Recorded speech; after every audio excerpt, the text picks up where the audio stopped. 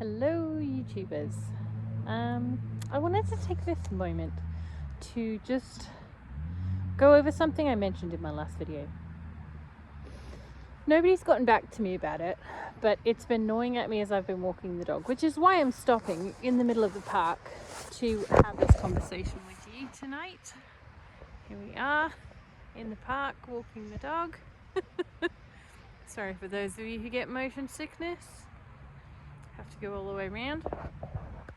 Now, I've got to go all the way around to there.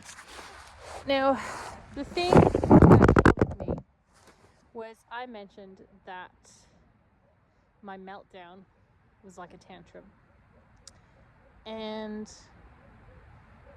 it's been gnawing at me for a couple of days. When we say tantrum, what do we mean? Like, I haven't gone and looked this up in a dictionary. This is just off the top of my head. When we talk about a tantrum, we think about a child not being able to get what they want.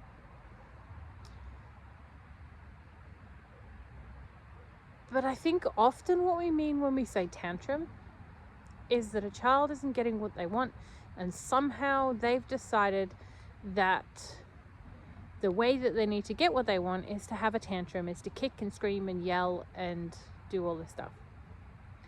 Well, kids just don't think on that level. That's adult thinking added to a child. So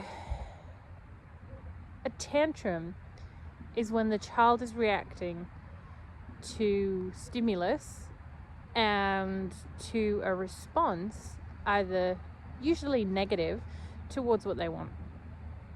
A meltdown can be looked at in that way as, oh, it's just the person reacting because they can't get what they want, or things aren't going their way. But there's something in a meltdown that takes over. And I think the same can be said for most tantrums. There's something that just takes over within the individual that the logical brain is not acting. The logical brain is not engaged. And it's just a pure response. And the physiological aspects, the mental anguish that comes with those kind of events can be really affecting. Like, I've spoken to a few autistic people, friends, who've had meltdowns over time, and the thing that we kind of come back to is, I feel like crap afterwards. And that's the difference, I guess, because a child doesn't have that space, that brain power, those neural pathways to actually start thinking about and reflecting on what happened. But as grown-ups, as humans who have aged, who have developed those neural things, who have learned social norms and etiquette and stuff like that, it bugs us. Why couldn't I have handled that better? Why could I have just not freaked out in that moment? Why could I have not just lost my cool? Because in that moment, our logical brain stopped being the dominant factor. And what was left was the base of humanity. Someone who, due to some kind of external stimulus that hasn't gone their way, has lost the ability to act in a calm and functional manner. Meltdowns don't make people feel good. You know, these other autistic creators like myself who are talking to you about meltdowns, we don't enjoy them. We don't look forward to the day when we have our next meltdown. They come, they sneak up on us. So is a meltdown like a tantrum? Kind of. But they're not. They're not what we think of when we think of a tantrum. But neither is a tantrum.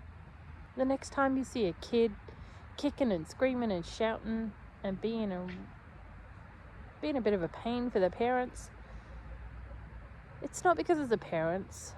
It's not because the child is a bad person or a bad kid. They're just trying to respond to the reactions and the responses that have gone on around them.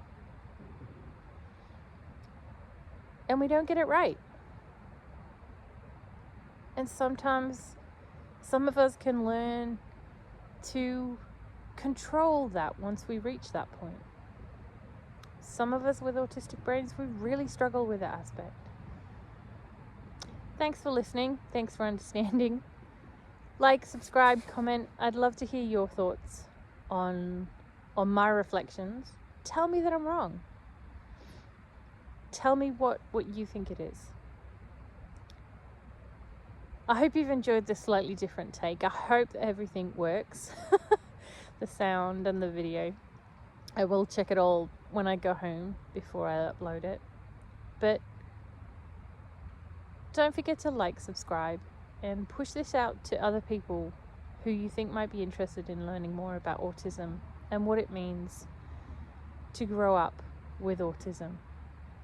I'm Claire, the late diagnosed autist. Thanks for joining me again, and I hope to see you again very, very soon. Take care. Bye.